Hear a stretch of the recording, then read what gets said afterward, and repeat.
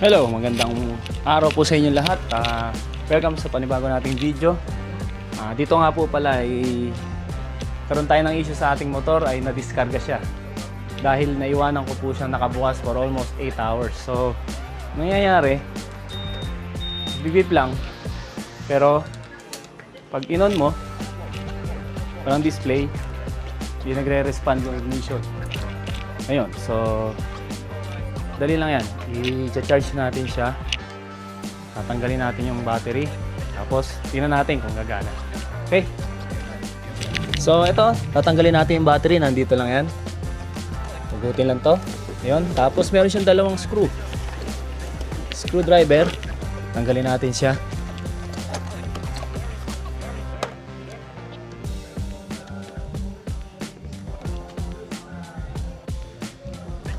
So yun, butin lang natin to.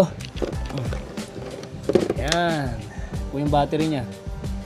So yun, baklas na natin yung baterya. Yo, dumi.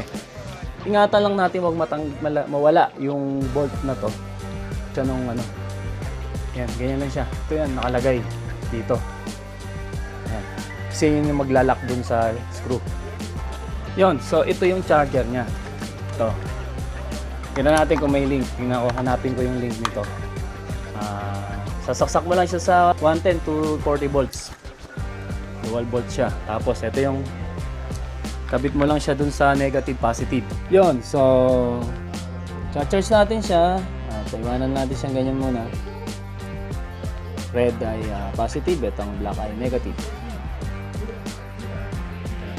Hello, so after 5 hours na chinarge natin, nakakuha siya na parang 3 bars yata.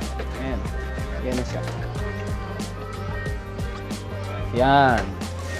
Pero try na natin ikabit, baka madali na. Ayun, so paano natin siya tinanggal? Ganun din siyempre natin babalik. So yan, ikabit na natin. Tignan natin kung magre-respond yung motor. Nakakabahan ako Yun! Woo! Start natin. Mandar na siya ulit. Woo! Success! So, ganun lang ang gagawin nyo. At,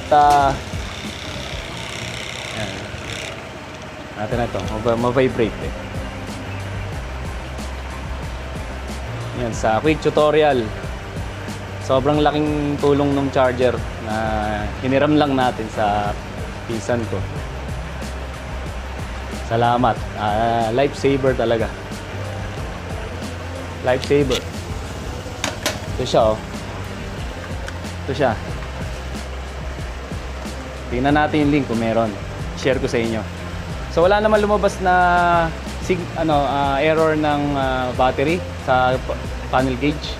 So yun nga, maraming salamat at pinanood nyo tong video na to, baka sakaling makatulong sa inyo. At yun, ADB 160 na diskarga, walang response yung motor, chinarge lang natin. So ito na siya ulit, maandar na.